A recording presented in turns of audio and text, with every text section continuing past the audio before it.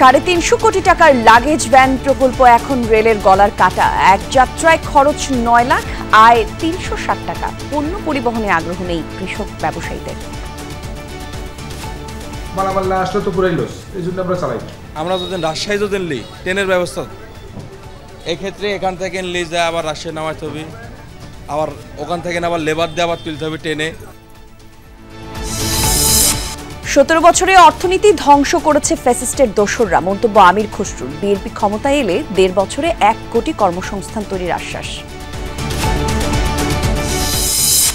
জুলাই অভ্যুত্থানের বার্ষিকীতে জামায়াতের 36 দিনের কর্মসূচি। সোহরাওয়ার্দী উদ্যানে ইসলামী আন্দোলনের মহাসমাবেশে নেতাকর্মীদের ঢল।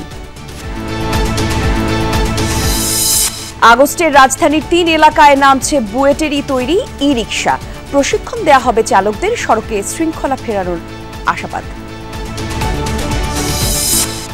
খামেনির মন্তব্যে বিরক্ত ট্রাম্প, বন্ধ করলেন ইরানের নিষেধাজ্ঞা প্রত্যাহারের তৎপরতা। মার্কিন প্রেসিডেন্টকে ইসরায়েলের ড্যাডি সম্বোধন পররাষ্ট্রমন্ত্রী আরাগচির।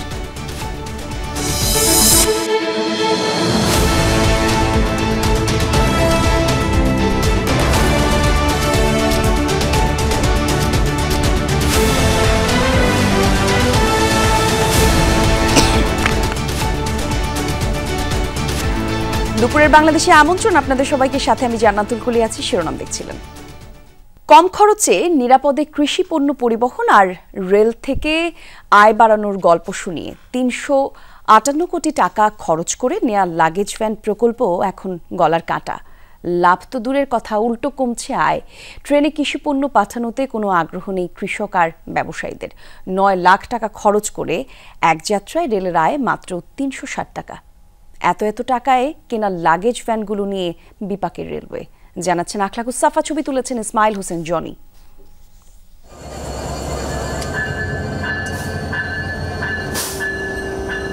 চাঁপাইনবাবগঞ্জের রহনপুর থেকে রাজধানীর উদ্দেশ্যে যাত্রা কৃষি পণ্যের বিশেষ এই ট্রেনটির। ডিমের কয়েকটি খালি খাঁচা ছাড়া আর কোনো পণ্য নেই। পথে 14টি স্টেশনে ওঠেনি কোনো কৃষি পণ্য।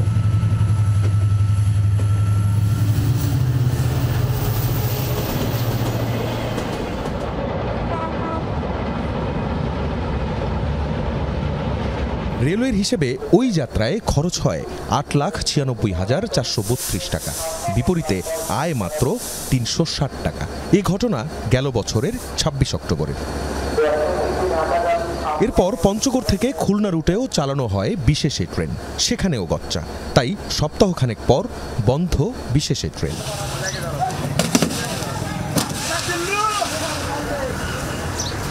এদিকে খালি যায় ট্রেন, আর ওদিকে নিয়ম করে কৃষিপণ্য ঠিকই পরিবহন হচ্ছে ট্রাকে। লাগেজ ভ্যানে ঢাকা চট্টগ্রাম রুটে প্রতি কেজি পণ্যের ভাড়া 2 টাকা 36 পয়সা, অন্য পথে 1 টাকা 68 পয়সা থেকে 2 টাকা 94 পয়সা। তারপরও কৃষক আর ব্যবসায়ীদের ট্রেনে কেন এত অনীহা? টাকা খরচ কম, হ্যাঁ। এখান থেকে কেনার পরে সরাসরি আমরা ট্রাক লোড দেবো। ট্রাক লোড দেওয়ার পর ডাইরেক্ট চলে যাবে আমার মুকামে। আর আমরা যদি রাজশাহী যদি নিই ট্রেনের ব্যবস্থা, এক্ষেত্রে এখান থেকে নিয়ে যায় আবার রাজশাহী নামাইতে হবে, আবার ওখান থেকে আবার লেবার দিয়ে আবার তুলতে হবে ট্রেনে। কোটি কোটি টাকায় কেনা লাগেজ ভ্যানগুলো এখন পড়ে আছে বিভিন্ন স্টেশনে। পশ্চিমাঞ্চলের পাকশিতে গিয়ে পাওয়া যায় এমন কয়েকটি। এই পিরিয়ডের আগের পিরিয়ডে আমলি পিরিয়ডে আসছে, মানে এখানে এনে রাখা হয়েছে। মানে এগুলো কি চালুই হয় নাই? না, এখনো চালু হয় না। মাছ, ডিম, দুধ জাতীয় পণ্য পরিবহনের কথা, তাই 3,05,000 টাকা করে কেনা হয়েছিল এক একটি রেফ্রিজারেটর লাগেজ ভ্যান, যার বেশিরভাগই এডিবি ঋণের টাকা। এর সুদ দিতে হচ্ছে বাংলাদেশকে। এটা যখন চালু হয় তখন খুলনা থেকে ঢাকায় গিয়েছিল 640 কেজি সবজি। সেখানে খরচ হয়েছিল 2 লাখ টাকা, আর রেল আয় করেছে মাত্র 1,500 টাকা। প্রশ্নটা হচ্ছে, কোনো রকমের সমীক্ষা কি আদৌ হয়েছিল? অথবা যারা সমীক্ষা করেছেন তারা কি রিপোর্ট পেয়েছিলেন? আর সেই প্রকল্পে অনুমোদনই বা কারা দিলেন, বাস্তবায়ন কারা করলেন? 2023-এর সেপ্টেম্বরে হইচই করে লাগেজ ভ্যান প্রকল্পের উদ্বোধন করেন তখনকার রেলমন্ত্রী নুরুল ইসলাম সুজন। ওই বছর 3 ধাপে রেলের বহরে যুক্ত করা 125 ভ্যানের মধ্যে এখন চলছে 47টি। আন্তনগর ট্রেনেও বেশিরভাগ ভ্যান যাচ্ছে আসছে ফাঁকা। যারা পিক আপ করতে পারে তারা পিক আপে আসে। আচ্ছা, এগুলো কি মানে পার্টি তারা হচ্ছে আপনার কম মাল এগুলো টেনে দেয়। আচ্ছা, মানে প্রতিদিনই কি মাল আসে? প্রতিদিনই মাল, এমন অল্প অল্প অল্প অল্প। মাত্র 20 কেজি মাল আসছে না? জি, কার্টুনে 20 কেজি। কার্টুনে মাত্র 20 কেজি মাল এসেছে। একটি ট্রেনকে আমরা ফলো করে ঠিক এমনটাই পেলাম। এই যে বাকি মালগুলো বাইরে রাখা আছে। প্রকল্পের সমীক্ষা আর অনুমোদন সময়কার রেলওয়ের 2 মহাপরিচালকই এখন অবসরে। পশ্চিমাঞ্চলের মহাব্যবস্থাপকের কাছে প্রশ্ন, বাজার যাচাই হয়নি কেন? কমার্শিয়াল চাহিদা না থাকলে আমরা চালাই। এগুলোও তো লস করছে। হ্যাঁ, মালামাল না আসলে তো পুরাই লস, এই জন্য আমরা চালাই না। এই প্রজেক্টগুলো নেয় কারা?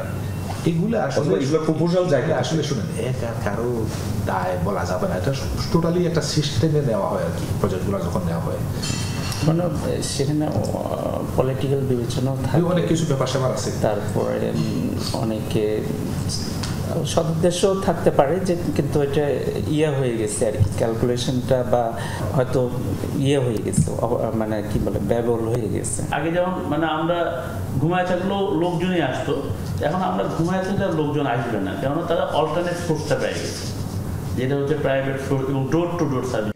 একই প্রশ্ন রেলের এখনকার অতিরিক্ত মহাপরিচালকের কাছেও। আসলে কি এক এক সময় তো এক এক রকমের পলিসি হয়, চিন্তা চেতনা এক এক রকম হয়। অর্থনীতিবিদ ও রাজশাহী বিশ্ববিদ্যালয়ের প্রভিসি ডক্টর ফরিদ উদ্দিন খান বলছেন, পণ্য পরিবহনে রেলওয়েকেই যেতে হবে কৃষকের দ্বারে, না হলে ডেমো ট্রেনের মতো এই প্রকল্পও শেষ। সরকার বলে দিলে এটা করতে হবে, ফলে তারা নামমাত্র কিছু অফিসিয়াল ডকুমেন্ট করে বলে সেটা চালু করে দিল। রেল কর্তৃপক্ষ যদি তাদের নিজস্ব পরিবহন ব্যবস্থায় একদম মানে ফার্ম গেট থেকে, অর্থাৎ জমি থেকে যদি এইগুলো সংগ্রহ করতো কৃষকের কাছ থেকে এবং তার কাছে পৌঁছে দিলেই তার আর চিন্তা থাকতো না, তাহলে কিন্তু এটা সহজেই কিন্তু করা সম্ভব হতো। যেটা প্রাইভেটাইজেশনে গেলে সম্ভব, সেটা রেল নিজে কেন? হ্যাঁ, এখানে হলো লোকবলটা কিন্তু মেন। এমনই আরও 2টি প্রকল্প, ক্যাটল ট্রেন আর ম্যাঙ্গো ট্রেন। সেগুলোরও অভিজ্ঞতা একই রকম হওয়ায় এবছর কোরবানিতে চলেনি ক্যাটল ট্রেন, আর আমের মৌসুমেও চলছে না ম্যাঙ্গো ট্রেন। ডেমো ট্রেনের কথা নিশ্চয়ই মনে আছে সবার। সেটি ছিল রেলের আরেক ফরমায়েশি প্রকল্প। সেখানে গচ্চা গিয়েছিল 650 কোটি টাকা। আর এবার আরেক ফরমায়েশি প্রকল্প, এই লাগেজ ভ্যান, যেখানে গচ্চা যেতে বসেছে 350 কোটি টাকা। রেল কর্তৃপক্ষ এখন এই লাগেজ ভ্যানগুলোকে প্রাইভেটাইজেশনে দিতে যাচ্ছে। দেখার অপেক্ষা বেসরকারি খাতে গিয়ে আদৌ কি উঠে আসবে এই 350 কোটি টাকা। আখলাকুস সাফা, যমুনা নিউজ, রাজশাহী। ফ্যাসিস্টের দোসররা বাংলাদেশের অর্থনীতিকে গত 17 বছরে ধ্বংস করেছে, এই অভিযোগ করেছেন বিএনপির স্থায়ী কমিটির সদস্য আমির খসরু মাহমুদ চৌধুরী। দুপুরে সিলেটের মেন্দিবাগে বিজনেস ডায়ালগ অনুষ্ঠানে তিনি এই মন্তব্য করেন। আমির খসরু বলেন, দেশের মানুষের চিন্তাধারায় পরিবর্তন এসেছে, এখন আর আগের মতো রাজনীতি করলে হবে না। আগামী দিনের বাংলাদেশ করতে হলে ব্যবসায় গণতন্ত্রায়ন নিশ্চিত করতে হবে। আগামীতে ক্ষমতায় এলে বিএনপি 18 মাসের মধ্যে 1 কোটি মানুষের কর্মসংস্থান তৈরি করবে বলেও আশ্বাস দেন আমির খসরু মাহমুদ চৌধুরী।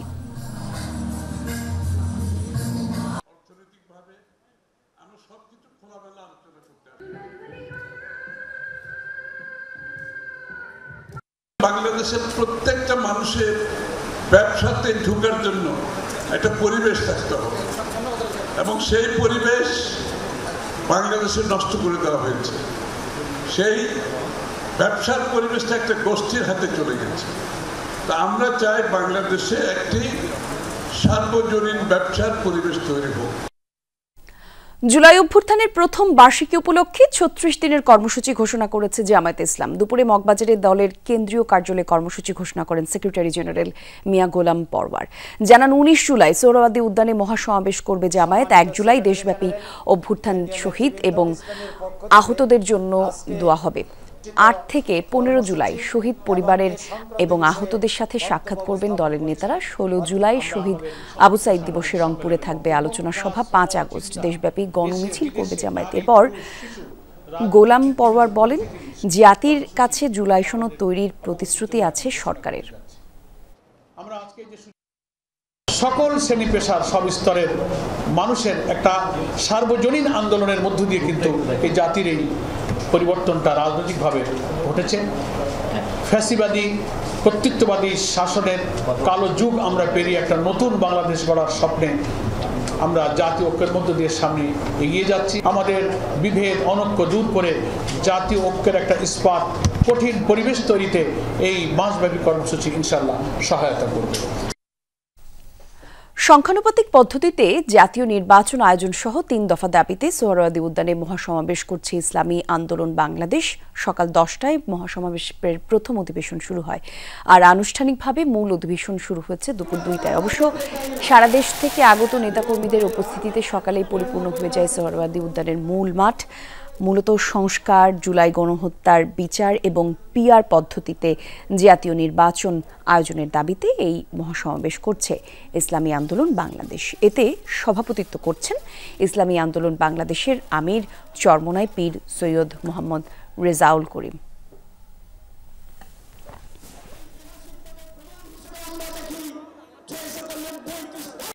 প্রত্যেকটা সেক্টর ধ্বংস করে দিয়েছেন ফ্যাসিস্ট সরকার।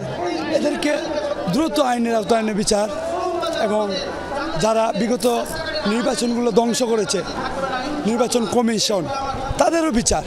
বিগত অনিয়ম হয়েছে, আগামী নির্বাচনে জানি এরকম আর না হয়।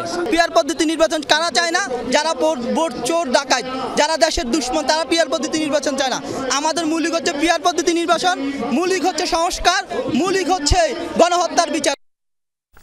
এ বিষয়ে আরো বিস্তারিত তথ্য জানাতে তাজনুল ইসলাম যোগ দিচ্ছেন। তাজনুল, মহাসমাবেশের মূল আনুষ্ঠানিকতা শুরু হয়েছে, আমরা জানলাম। প্রধান অতিথি কখন বক্তব্য রাখবেন, আর এ বিষয়ে আর কি তথ্য জানাতে পারেন? দেখুন, এখন তো সেই 2টার সময় কেবল আনুষ্ঠানিকতা শুরু হলো। এখন এই শুরু হওয়ার পরে জাতীয় নেতৃবৃন্দ যারা মঞ্চে উঠবেন, তারপরে ধারাবাহিকভাবে যে বক্তাদের বক্তব্যের পর্ব রয়েছে সেগুলো শেষ করে একেবারে শেষের দিকে তো প্রধান অতিথির বক্তব্য দেওয়ার কথা, তবে সেটি আসলে আগামী 2 ঘন্টার মধ্যে হচ্ছে সেই ব্যাপারটি অন্তত নিশ্চিত যে 2 ঘন্টার মধ্যে অন্তত হচ্ছে না। অর্থাৎ এই বিকেল যেটি রয়েছে সেই বিকেলটি অন্তত পক্ষে আজকে কাটবে, এবং আপনি মানুষের যে উপস্থিতি সেটি দেখছেন। আমি ঠিক ইঞ্জিনিয়ার্স ইনস্টিটিউশনের সামনে দিয়ে যেই প্রবেশদ্বারটি মঞ্চের দিকে গিয়েছে, যেই রাস্তাটি, সেই রাস্তাটির মাঝখানে দাঁড়িয়েছি। সত্যি কথা বলতে এখনো আমরা মঞ্চের সামনে পৌঁছতে পারিনি, এত বেশি মানুষের চাপ।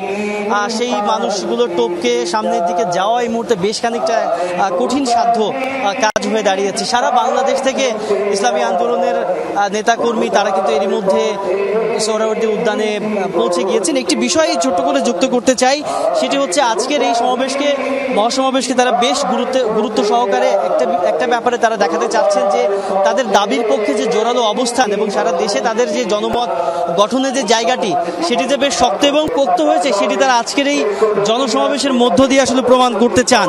যে বিষয়টি তারা বলছেন যে সংখ্যানুপাতিক পদ্ধতিতে এবারে যে ভোট গ্রহণের যে ব্যাপারটি, এবার সংসদে যাওয়ার যে প্রক্রিয়াটি, সেই প্রক্রিয়াটির সঙ্গে সারা দেশের মানুষের যেই মতামত রয়েছে কিংবা যে মত রয়েছে, সেই ব্যাপারটি তারা প্রকাশ করতেছেন আজকের এই জনসমাবেশের মধ্য দিয়ে। একই সঙ্গে বহুদিন ধরেই তারা বড় ধরনের কোনো রকমের কর্মসূচি থেকে অনেকখানি বাইরে ছিল, সেই জায়গা থেকে বেরিয়ে দেশের যে সমস্ত নেতাকর্মী রয়েছেন তাদেরকে একত্র করার যে প্রয়াস, যে প্রচেষ্টা, সেটি আজকের এই মহাসমাবেশে বেশ পরিষ্কার রকমের কিন্তু দেখা যাচ্ছে। সব মিলিয়ে প্রধান অতিথি তো বক্তব্য দিবেন আরো পরে, পরবর্তী সময়ে আপডেট কিংবা তারা আসলে দিক নির্দেশনামূলক বক্তব্য কে দিতে থাকেন সেই ব্যাপারে সেই সময়ে গিয়ে আরো আপডেট জানানো যাবে।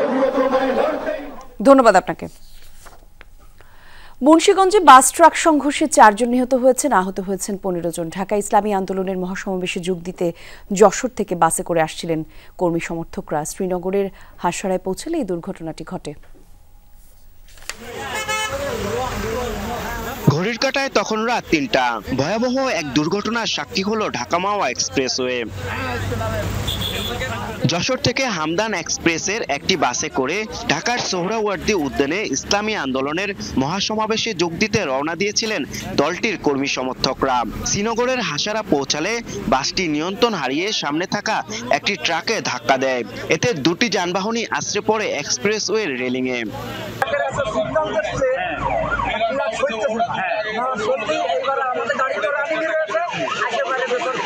ঘটনাস্থলে যে 2 জন মারা গেছে, আমাদের একজন হলো আমাদের বাংলাদেশ যশোর সদর থানা শাখা নওয়াপাড়া ইউনিয়নের সভাপতি জনাব জালাল, একজন উনি ওই নওয়াপাড়া ইউনিয়নেরই নওগাঁটা গ্রামের মানুষের আব্দুল খান।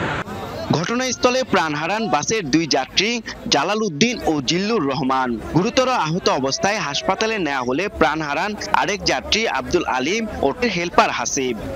এক্সপ্রেসওয়েতে চলমান একটি ট্রাকের পিছনে চলমান একটি বাস ধাক্কা মারে, ফলে ঘটনাস্থলেই 2 জন মারা যায়, হসপিটালে আরও 2 জন মারা যায়, বেশ কয়েকজন আহত হয়। দুর্ঘটনা কবলিত দুটি যান জব্দ করে থানায় নেওয়া হয়েছে। আহত বাকি 15 জন বিভিন্ন হাসপাতালে চিকিৎসাধীন। আরাফাত রায়হান, সাকিব, যমুনা নিউজ, মুন্সিগঞ্জ। ঢাকা দক্ষিণ সিটির পল্টন, ধানমন্ডি এবং উত্তর সিটির উত্তরায় প্রাথমিকভাবে চলবে বুয়েটের তৈরি 3 চাকার ব্যাটারি চালিত অটোরিকশা, জানিয়েছে স্থানীয় সরকার উপদেষ্টা আসিফ মাহমুদ সজীব ভুঁইয়া। দুপুরে নগর ভবনে চালকদের প্রশিক্ষণ কর্মসূচি উদ্বোধন অনুষ্ঠানে তিনি সব কথা জানান। তিনি বলেন, প্রতিটি এলাকায় নির্দিষ্ট সংখ্যক এই অটোরিকশা থাকবে। চালকরা যেন চাঁদাবাজি বা অন্য কোনো হয়রানির শিকার না হয় তা নিশ্চিতে পদক্ষেপ নেওয়ার কথাও জানিয়েছেন তিনি। অনুষ্ঠানে 2 সিটির প্রশাসকরা জানান, আগস্টের প্রথম থেকেই চলাচল করবে এই নতুন রিকশা। অনুমোদিত চার্জিং পয়েন্ট তৈরির কাজ চলছে। একই সাথে এই উদ্যোগের ফলে সড়কে বিশৃঙ্খলা কমবে এমনটা আশা করছেন সংশ্লিষ্টরা। প্রাথমিকভাবে 2টা সিটি কর্পোরেশনের 2টা অঞ্চলকে রেগুলেশনসের মধ্যে নিয়ে আসবে এবং ওই 2টা জোনে আমরা নির্দিষ্ট সংখ্যক ওইটা অ্যাসেসমেন্ট করবে আমাদের 2 সিটি কর্পোরেশন, নির্দিষ্ট সংখ্যক অটোরিকশার মাধ্যমে শুরু করব এবং এটা কখনোই আনলিমিটেড হবে না। প্রত্যেকটা জোন ওয়াইজ নির্দিষ্ট থাকবে রিকশা এবং ওই রিকশাগুলো ওই জোনেই চলবে। পরিচয়পত্র দেখিয়েও পুলিশি বাধায় রাজস্ব ভবনে প্রবেশ করতে পারছেন না কর্মকর্তা কর্মচারীরা। রাস্তায় তৈরি হয়েছে জটলা। সকাল থেকেই চলছে শাটডাউন সহ মার্চ টু এনবিআর কর্মসূচি। যদিও গতকাল কর্মকর্তা কর্মচারীদের যথাসময়ে কর্মস্থলে উপস্থিত থাকার জন্য নির্দেশনা জারি করা হয়েছিল। মে মাসের 2য় সপ্তাহ থেকে রাজস্ব বিভাগের কর্মকর্তা কর্মচারীরা বিভিন্ন সময় কর্মসূচি পালন করে আসছেন। এনবিআর এবং অভ্যন্তরীণ সম্পদ বিভাগ আইআরডি বিলুপ্ত করে রাজস্ব নীতি এবং রাজস্ব ব্যবস্থাপনা বিভাগ নামে 2টি বিভাগ করে গত 12 মে অধ্যাদেশ জারি করে সরকার। আন্তর্জাতিক মুদ্রা তহবিল $470 কোটি ঋণের একটি শর্ত ছিল রাজস্ব নীতি এবং আদায়ের কাজে আলাদা সংস্থা করা। আর এনবিআর এর কর্মকর্তারা 2টি বিভাগ করা নিয়ে তেমন আপত্তি করছেন না, তবে পদায়নের ক্ষেত্রে রাজস্ব খাতের কর্মকর্তাদের অগ্রাধিকার চাইছেন তারা। সরকার উপযুক্ত ব্যক্তিদের নিয়োগের কথা বলছে, যার মাধ্যমে প্রশাসন ক্যাডারদের কর্মকর্তাদের নিয়োগ করা যায়। এনবিআর এর কর্মকর্তারা বর্তমান চেয়ারম্যান আব্দুর রহমান খানের পদত্যাগও দাবি করেছেন। অফিসে আমি কাজ করতে আসবো না, আজকে 9টা বাজার 5 মিনিট আগে গেট বন্ধ হয়ে গেছে, আমরা ঢুকতে সবই আমরা একই অফিসে কার্ডদারি, তারপর আমরা ঢুকতে পারতেছি না। এটা কি ঠিক হইলো? প্রপার ওয়েতে জানানো হয়, আমরা বসে সিদ্ধান্ত দেব, বাট আলোচনার ব্যাপারে আমরা অলওয়েজ পজিটিভ আছি। সবসময় একটা নেগেটিভ নিউজ এবং বলা হচ্ছে যে আমরা আলোচনায় আগ্রহী নই, আমাদেরকে আলোচনার প্রস্তাব দেওয়া হচ্ছে, যেখানে আলোচনার প্রস্তাবই আমরা পাইনি। এনবিআর এর অচল অবস্থা নিরসনে অর্থ, বাণিজ্য, শিল্প মন্ত্রণালয় সহ সংশ্লিষ্ট বিভাগের সমন্বিত উদ্যোগের আহ্বান জানিয়েছেন শীর্ষস্থানীয় ব্যবসায়ী নেতারা। বলছেন, সমস্যা সমাধানে আন্দোলনকারীদের সাথে বৈঠক জরুরি। দুপুরে আয়োজিত সংবাদ সম্মেলনে ব্যবসায়ীরা বলেন, রাজস্ব বোর্ডের সকল দপ্তরের কর্মকর্তা কর্মচারীরা কমপ্লিট শাটডাউনের কর্মসূচি পালন করছে। এতে আমদানি রফতানি কার্যক্রমে বিপর্যয় নেমে আসবে, যা দেশের অর্থনীতির জন্য অশনি সংকেত। আন্দোলন ঘিরে সৃষ্টি স্থবিরতা এবং চলমান সংকট দ্রুততার সাথে সমাধান করা জরুরি এমনটাও বলেন তারা। একই সাথে জানান, ব্যবসায়ী সম্প্রদায় একটি দক্ষ, হয়রানিমুক্ত জাতীয় রাজস্ব বোর্ড চায়, আর এর জন্য এনবিআর চেয়ারম্যানের অপসারণ কাম্য নয়। নেতারা বলেন, এনবিআর এর এই আন্দোলন নিজেদের ক্ষমতা ভাগ বাটোয়ারার জন্য। রাজস্ব কর্মকর্তারা সারা জীবন ব্যবসায়ীদের জ্বালিয়েছে, এখন সরকারকে জ্বালাচ্ছে। উক্ত দপ্তর সমূহের কার্যক্রম বন্ধ হলে তা আমদানি ও রপ্তানিকারকদের উপর বিপর্যয় নিয়ে আসবে, যা হবে দেশের অর্থনীতির জন্য একটি অশনি সংকট। সুতরাং আন্দোলন ঘিরে সৃষ্ট স্থবিরতা ও চলমান সংকট দ্রুততার সাথে সমাধান করা অতীব জরুরি। তাদের অভিমত থাকতে পারে, they are the practical people who are delivering the services, তারা সরকারকে সেটা ইনফর্ম করতে পারে। তারা কিন্তু ট্রেড ইউনিয়নের মতো নোটিশ দিয়ে আপনার কর্মবিরতি পালন করতে পারে না। গাজীপুরে চলছে বন বিভাগের উচ্ছেদ অভিযান, গুড়িয়ে দেয়া হচ্ছে অবৈধ স্থাপনা। এ বিষয়ে আরো জানাতে যোগ দিচ্ছেন সহকর্মী হুসাইন আলী বাবু। একটু জানাবেন, অভিযানে এখন পর্যন্ত কতটি স্থাপনা উচ্ছেদ করা হলো আর সবশেষ চিত্র কি দেখছেন সেখানকার, আমাদের একটু জানাবেন। কলি প্রথমেই যদি জানিয়ে রাখি, সকাল 10টা থেকে কিন্তু আসলে এই উচ্ছেদ অভিযান চলছে। এই উচ্ছেদ অভিযানে এখনো পর্যন্ত প্রায় 70টি ঘর কিন্তু আসলে গুড়িয়ে দেওয়া হয়েছে। এর মধ্যে আমরা যতটুকু তথ্য জেনেছি, এই গাজীপুর সদর উপজেলার যে নয়াপাড়া এলাকায়, সেই নয়াপাড়া এলাকায় প্রায় 288টি ঘর কিন্তু আসলে গুড়িয়ে দেওয়া হবে। এখানে প্রায় 8 একরের উপরে জায়গা কিন্তু আসলে দখল করে এই যে বসত ভিটা আছে, সেই বসত বাড়ি তৈরি করেছেন। সকালে কিন্তু উচ্ছেদ অভিযানে তাদের বন বিভাগের বাধা বিঘ্নিত হতে হয়েছে, কারণ এখানকার যারা বসবাস করছেন, যারা দীর্ঘদিন ধরে, তারা কিন্তু এই রাস্তায় ব্যারিকেড দিয়েছিলেন। তখন কিন্তু আসলে বন বিভাগের বাহিনী, আইন শৃঙ্খলা বাহিনীর সহযোগিতা নিয়ে আসলে সেনাবাহিনী যখন এসেছেন, বিজিবি র্যাব যখন এসেছেন, তখন কিন্তু আসলে এই যে যারা রাস্তায় ব্যারিকেড দিয়েছেন, তারা কিন্তু আসলে রাস্তা থেকে সরে গিয়েছেন। এখনো কিন্তু আসলে উচ্ছেদ অভিযান চলছে। আমি এখানকার যে বন বিভাগে যারা রয়েছেন তাদের সাথে কথা বলেছি, তারা যেটা জানিয়েছেন যে আসলে এই 288টা ঘর যতক্ষণ পর্যন্ত উচ্ছেদ না হবে ততক্ষণ পর্যন্ত আসলে তারা এই উচ্ছেদ অভিযান চালিয়ে যাবে। কিন্তু তাদের নির্দিষ্ট কোনো টাইমের কথা বলেছিলাম, সে তারা নির্দিষ্ট টাইম কিন্তু বলেনি যে যতক্ষণ পর্যন্ত এটা শেষ না হবে ততক্ষণ পর্যন্ত আসলে এই উচ্ছেদ অভিযান চলবে। দেখতেই পাচ্ছেন যে এই আশেপাশে যেসব রাস্তার পাশে যেসব বন বিভাগের জায়গা কিন্তু আসলে দখল করে ঘর নির্মাণ করেছিল, সেই সব ঘর কিন্তু আসলে ভেঙে দেওয়া হয়েছে। সেক্ষেত্রে কিন্তু সেনাবাহিনী, বিজিবি, র্যাব কিন্তু তাদের পাশে রয়েছে। কোনো উচ্ছৃঙ্খলতা যাতে না করে, কোনো উৎসুক জনতা যাতে কোনো ধরনের বিশৃঙ্খলা সৃষ্টি করে, সে কিন্তু পর্যাপ্ত পরিমাণ আইন শৃঙ্খলা বাহিনী কিন্তু এখানে রয়েছে। ধন্যবাদ আপনাকে বাবু। বান্দরবানের পাহাড়ি গ্রামগুলো থেকে চলে যাওয়া বম পরিবারগুলোকে ফিরিয়ে আনিয়ে আসলো সেনাবাহিনীর সদস্যরা, এবং সেনাবাহিনীর তত্ত্বাবধানে শত শত বম পরিবারকে যার যার গ্রামে ফিরিয়ে আনা হয়েছে। কুকিচিনের সহিংসতা এবং পরবর্তীতে যৌথ বাহিনীর অভিযান শুরুর পর এসব পরিবার বাস্তুচ্যুত হয়। নিজের বাড়িতে ফিরতে পেরে সন্তুষ্ট বম জনগোষ্ঠীর মানুষ। বান্দরবানের সহকর্মী বাটিং মার্মাকে সাথে নিয়ে মনিরুল ইসলাম জানাচ্ছেন বিস্তারিত। ঠিক 1 বছর আগে বান্দরবানের ঐতিহ্যবাহী বোমপাড়া সুংসাংপাড়ার দৃশ্য যেন নিষিদ্ধ উপত্যকা, কেউ কোথাও নেই, শুনশান চারদিক। বোম জনগোষ্ঠীর ডজনখানিক গ্রাম ঘুরে যমুনা টেলিভিশনের তখনকার অনুসন্ধান ছিল নিজ এলাকা ছেড়ে পাশের দেশ কিংবা অজানা উদ্দেশ্যে পাড়ি দিয়েছে বোমরা। পাহাড়ি জনপদের এভাবে এলাকা ছাড়া নিয়ে বছর জুড়ে ছিল আলোচনা। 1 বছর পর সেই সুংসাংপাড়া সহ অন্যান্য বোম গ্রামের দৃশ্য বদলেছে। কোলাহল ফিরেছে গ্রামগুলোই, নিজের ভিটেমাটিতে ফিরেছে পালিয়ে যাওয়া পরিবারগুলো। দীর্ঘদিন অবহেলায় পড়ে থাকায় ঘরবাড়ি ও আবাদের জমি এখন নষ্ট হয়েছে, তাই শুরু করতে হবে নতুন করে। আগে আমাদের শান্তিতে ছিল না, কারণ এখানে সেনাবাহিনীর সাথে গন্ডগোল ছিল। 2-3 বছর ধরে তারা থাকতে পারে নাই। শান্তি আবার ফিরে পাওয়ার আশ্বাস আমরা পাচ্ছি। নিজের রুম পরিষ্কার করতে পারছি, আমরা ভালোভাবে এখন থাকছে। সেনাবাহিনীর তথ্য বলছে এ পর্যন্ত বান্দরবান জেলায় 28টি বোমপাড়ায় 122টি পরিবার ফিরে এসেছে। জনসংখ্যার হিসেবে 328। এর মধ্যে সবচেয়ে বেশি দার্জিলিং পাড়ায় 22 পরিবার, খেমতাই বা জোরবারং পাড়ায় 16, বাকলাই পাড়ায় 15, ক্যাপলং পাড়ায় 9, কানা পাড়ায় 7, মুলফিপাড়ায় 7, রামথার, সিমক্লাংপি ও পাইন্দুপাড়ায় 5টি করে পরিবার ফিরেছে। এছাড়া জেলার প্রতিটি বোমপাড়ায় 2 থেকে 3টি করে পরিবার ফেরত এসেছে। 1 বছর আগে ওই যে কেনেফে যোগদান করছে, আমার পরিবার সহ শান্তি করা থাকার জন্য মা বাপ থেকে আমি ফিরে আসছি। বিভিন্ন গ্রামে আটকের ভয় যারা পালিয়েছিল জঙ্গলে, প্রাণের ভয়ে মিজোরামে ইতিমধ্যে গিয়েছিল, তারাও ফিরতে শুরু করেছে।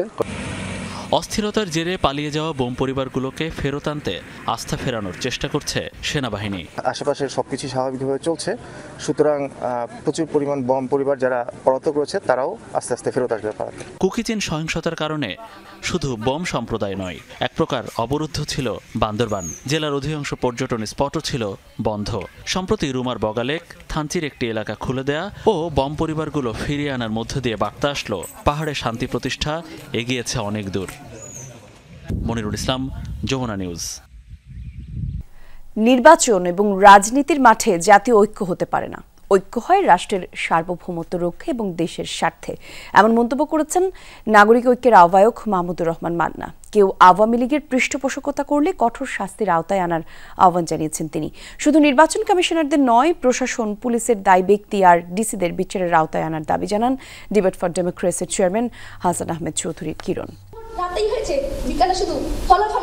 আগামী জাতীয় নির্বাচনে তরুণ ভোটাররাই ক্ষমতার পালা বদলে গুরুত্বপূর্ণ ভূমিকা রাখবে শিরোনামে ছায়া সংসদ আয়োজন করে ডিবেট ফর ডেমোক্রেসি। এর পক্ষে বিপক্ষে যুক্তি তুলে ধরেন বিতর্কিকরা। তরুণদেরকে আসলে রাজনৈতিকভাবে ব্যবহার করা হয়, তরুণরা সেই পরিবর্তন আনবে। বিতর্কে জুলাই হত্যাকাণ্ড সহ আওয়ামী লীগের 15 বছরের গুম, খুন, অর্থ পাচার, দুর্নীতি, নির্বাচন ব্যবস্থা ধ্বংসের মতো বিষয়গুলো উঠে আসে।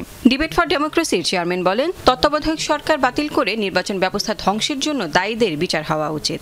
শুধু নির্বাচন কমিশনারদের শাস্তির আওতায় আনার নয়, আমি আশাবাদ ব্যক্ত করব বিচারপতি খায়রুল হক, যারা পুলিশ প্রশাসন এসপি-ডিসিরা ছিলেন, পুলিং এজেন্ট ছিলেন, প্রিজাইডিং অফিসার ছিলেন, রাজনৈতিক উপদেষ্টা, প্রয়াত এসটি ইমামের মরণোত্তর এই নির্বাচনী অপরাধের কারণে তার বিচার দাবি করছে। অনুষ্ঠানের প্রধান অতিথি নাগরিক ঐক্যের আহ্বায়ক মাহমুদুর রহমান মান্না বলেন, প্রধানমন্ত্রীর মেয়াদ 70 অনুচ্ছেদ, নারী আসন সহ বেশ কিছু বিষয়ে দলগুলোর একমত হওয়া আশাব্যঞ্জক। রাজনৈতিক দলগুলো ইন্ডিপেন্ডেন্ট ইলেকশন করবে, আলাদা আলাদা ইলেকশন করবে, তাদেরকে জাতীয় ঐক্যের স্লোগানে যদি বলে ঐক্য তো ভেঙে গেল, এটা তো ভাঙারই জিনিস। কিন্তু যদি ধরেন একটা জাতীয় প্রশ্ন আসে, সার্বভৌমত্বের প্রশ্ন, সেই সবাই আমরা একত্র হয়েছি।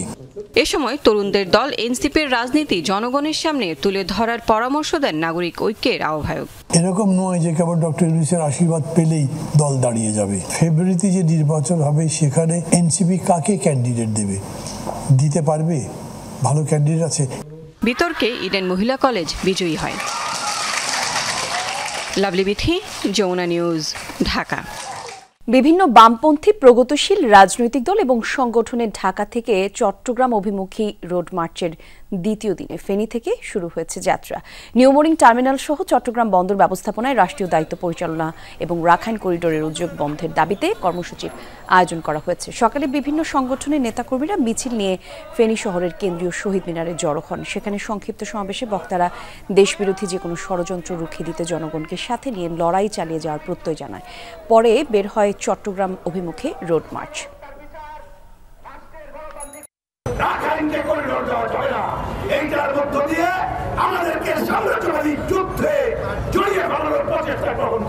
আমেরিকান নাম না নিয়ে তারা এখন দুবাই ভিত্তিক যে কোম্পানির কথা বলছে, আসলে তাদের কোনো দক্ষতা নাই, এটা তারা আমেরিকার লোকজন দিয়ে এটা চালায়।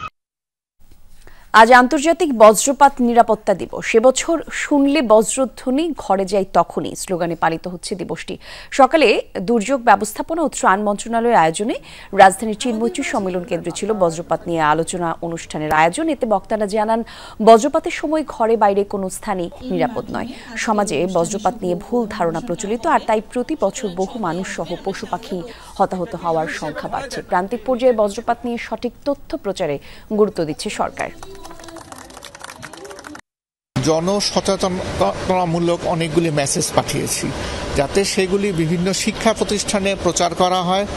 আমরা জেলা প্রশাসকদেরও এই জন্য অনুরোধ করেছি, যাতে আমরা জানতে পারি, যে আমরা বুঝতে পারি যখন বজ্রপাত হবে তখন যাতে আমরা গাছের নিচে না থাকি, আমরা খোলা জায়গায় থাকলে আমরা কি করব, আমরা যদি নিকটবর্তী কোনো শেড থাকে সেখানে যেতে পারি। 3000-এরও বেশি গোর্খদক কিশোরগঞ্জের সেই মনু মিয়া ইন্তেকাল করেছেন। সকাল 10টার দিকে ইটনার আলগাপাড়ায় নিজ বাড়িতেই মারা যান তিনি। তার মৃত্যুতে গ্রাম জুড়ে নেমে এসেছে শোকের ছায়া। স্থানীয়রা জানিয়েছেন, মনু মিয়া তার জীবনের প্রায় অর্ধশত বছর ব্যয় করেছেন কেবল মানুষের কবর খননের কাজে। নিজের টাকা কেনা ঘোড়ায় চড়ে দূর দূরান্তে তিনি ছুটে যেতেন বিনা পারিশ্রমিকে। 3000-এর বেশি কবর খননের জন্য মানুষের কাছে তিনি শেষ ঠিকানার কারিগর হিসেবে পরিচিত ছিলেন। কিছুদিন আগে অসুস্থ অবস্থায় হাসপাতালে ভর্তি থাকার সময় তার প্রিয় ঘোড়াটিও হত্যা করে দুর্বৃত্তরা, আর তারপর থেকেই তিনি মানসিকভাবে ভেঙে পড়েছিলেন, এমনটা জানিয়েছে পরিবার। সংঘাত থামার পরও ইরান যুক্তরাষ্ট্রের মধ্যে চলছে পাল্টাপাল্টি হুমকি ধামকি আর কথার লড়াই।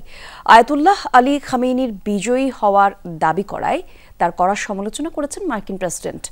তাকে মিথ্যাবাদী আখ্যা দিয়ে দেশটির উপর নিষেধাজ্ঞা প্রত্যাহারের সব তৎপরতা বন্ধের ঘোষণা দিয়েছেন ডোনাল্ড ট্রাম্প। এদিকে সর্বোচ্চ নেতাকে যথাযথ সম্মান দেওয়ার আহ্বান জানিয়েছে তেহরান। এমনকি পররাষ্ট্রমন্ত্রী আব্বাস আরগুচি ট্রাম্পকে সম্বোধন করেছেন ইসরায়েলের ড্যাডি হিসেবে। ইরান ইসরায়েল সংঘাতে যুক্তরাষ্ট্র জড়িয়ে পড়ার পর যখন যুদ্ধ ভয়াবহ রূপ নেয়ার দ্বারপ্রান্তে, তখনই আসে আকস্মিক যুদ্ধবিরতির ঘোষণা। 12 দিনের লড়াইয়ে তেল আবিব তেহরান উভয়ই ব্যাপক ক্ষয়ক্ষতির শিকার হয়। যুদ্ধ থামার পর এখন চলছে বিজয় ঘোষণার পাল্টাপাল্টি দাবি। ইরান, ইসরায়েল ও যুক্তরাষ্ট্র তিন দেশই নিজেদের বিজয়ী বলছে। সবশেষ জাতির উদ্দেশ্যে দেওয়া ভাষণে ইরানের সর্বোচ্চ নেতা আয়াতুল্লাহ আলী খামেনি যুক্তরাষ্ট্রের কঠোর সমালোচনা করেন, দাবি করেন তেহরান সজোরে চর মেরেছে ওয়াশিংটনকে। খামেনির বক্তব্য মোটেও ভালোভাবে নেননি ট্রাম্প। ট্রুথ সোশ্যালে দেওয়া বার্তায় মিথ্যাবাদী বলেছেন খামেনিকে। ট্রাম্পের দাবি শুধুমাত্র তার কারণেই খামেনি কুৎসিত ও ঘৃণ্য মৃত্যুর হাত থেকে বেঁচে গেছেন। ইরানের উপর থেকে নিষেধাজ্ঞা তুলে নেওয়ার যে প্রক্রিয়া শুরু করেছিল যুক্তরাষ্ট্র, সর্বোচ্চ নেতার বক্তব্যের পর তা বন্ধ করে দিয়েছেন বলেও জানান মার্কিন প্রেসিডেন্ট। পরে সংবাদ সম্মেলনেও খামেনির সমালোচনা করেন ট্রাম্প। আমি আয়াতুল্লাহর বক্তব্যের জবাব দিতে চাই। তিনি নিজেদের যুদ্ধে বিজয়ী দাবি করেছেন। আমি বলতে চাই, আপনি এমন একজন মানুষ যিনি নিজ দেশে অত্যন্ত সম্মানিত। আপনার সত্য বলা উচিত। ইরান ও ইসরায়েল দুই দেশই ব্যাপক লড়াই করছে। এদিকে ট্রাম্পের বক্তব্যের জবাব দিয়ে সোশ্যাল হ্যান্ডেল এক্সে পাল্টা পোস্ট করেছেন ইরানের পররাষ্ট্রমন্ত্রী আব্বাস আরাকচি। বলেন, যুক্তরাষ্ট্র চুক্তি চাইলে ইরানের সর্বোচ্চ নেতাকে সম্মান করতে হবে। আরাকচির দাবি, ইরানের কাছে বিপর্যস্ত হয়ে ইসরায়েলি তাদের ড্যাডি ট্রাম্পের কাছে ছুটে যেতে বাধ্য হয়েছে। এদিকে ইরান আবারও উদ্বেগজনক মাত্রায় ইউরেনিয়াম সমৃদ্ধ করলে দেশটিতে হামলার হুমকি দিয়েছেন মার্কিন প্রেসিডেন্ট। মোস্তফা মাহমুদ, যমুনা নিউজ। গাজায় ত্রাণ নিতে আসা ফিলিস্তিনিদের লক্ষ্য করে ইসরায়েলি সেনাদের গুলি চালানোর ঘটনায় চলছে তোলপাড়। এর আগে ইসরায়েলি গণমাধ্যম হারেটস জানায়, কমান্ডারের নির্দেশে ক্ষুধার্ত ফিলিস্তিনিদের উপর ইচ্ছাকৃতভাবে গুলি চালানোর কথা স্বীকার করেছে আইডিএফ সেনারা। ত্রাণ নিতে আসা ফিলিস্তিনিদের উপর হামলার ঘটনায় তীব্র প্রতিক্রিয়া জানিয়েছে জাতিসংঘ। সংস্থাটির মহাসচিব ক্ষোভ জানিয়ে বলেন, ত্রাণ বিতরণের ক্ষেত্রে ইসরায়েলকে অবশ্যই আন্তর্জাতিক আইন মেনে চলতে হবে। এক টুকরো রুটির বিনিময়ে কেড়ে নেওয়া হলো জীবন। গেল মঙ্গলবার খান ইউনিসের একটি ত্রাণ বিতরণ কেন্দ্রে বর্বর হামলা চালায় ইসরায়েলি সেনারা। অমানবিক ওই হামলায় ঘটনাস্থলে প্রাণ যায় খাবারের খোঁজে আসা 19 ফিলিস্তিনির। এবার নিরস্ত্র ফিলিস্তিনিদের উপর ইচ্ছাকৃতভাবে গুলি চালানোর কথা স্বীকার করেছে ইসরায়েলি সেনারা। কমান্ডারদের নির্দেশেই গাজায় ত্রাণ নিতে আসা ফিলিস্তিনিদের উপর গুলি করা হয় বলে ইসরায়েলি গণমাধ্যম হারেজের এক অনুসন্ধানী প্রতিবেদনে উঠে এসেছে এমন তথ্য। সেখানে আরো বলা হয়, নাম প্রকাশে অনিচ্ছুক কয়েকজন ইসরায়েলি সেনা জানিয়েছে, ফিলিস্তিনি ভিড় লক্ষ্য করে গুলি চালাতে তাদের নির্দেশ দিয়েছিলেন কমান্ডাররা। এমনকি যারা কোনো হুমকি তৈরি করছিল না, তাদের বিরুদ্ধে প্রাণঘাতী অস্ত্র ব্যবহার করতে নির্দেশনা দেওয়া হয়েছিল সেনাদের। ট্যাঙ্ক থেকে মেশিন গান দিয়ে গুলি চালানো এবং গ্রেনেড ছোড়ার কথা স্বীকার করেন এক আইডিএফ সেনা। এদিকে ইসরায়েলি সেনাদের এমন ঘটনায় চলছে তোলপাড়। ত্রাণ নিতে আসা ফিলিস্তিনিদের উপর হামলার ঘটনার তীব্র প্রতিক্রিয়া জানিয়েছে জাতিসংঘ। 3 মাসের বেশি সময় ধরে গাজায় ত্রাণ সরবরাহ এবং বিতরণ বন্ধ রয়েছে। সেখানকার সাধারণ মানুষ যখন পরিবারের সদস্যদের মুখে খাবার তুলে দেওয়ার চেষ্টা করছেন, তখন তাদের উপর হামলা করা হচ্ছে। খাবারের সন্ধানের জন্য কখনই কাউকে হত্যা করা হতে পারে না। ইসরায়েলকে আন্তর্জাতিক আইন মেনে চলতেই হবে। গাজায় ত্রাণ নেওয়ার সময় গেল 1 মাসে ইসরায়েলি হামলায় প্রাণ হারিয়েছে 550 ফিলিস্তিনির। মীর মুশফিকা হাসান, যমুনা নিউজ। আর এই ছিল দুপুরের বাংলাদেশে। এতক্ষণ সঙ্গে ছিলেন যারা, ধন্যবাদ।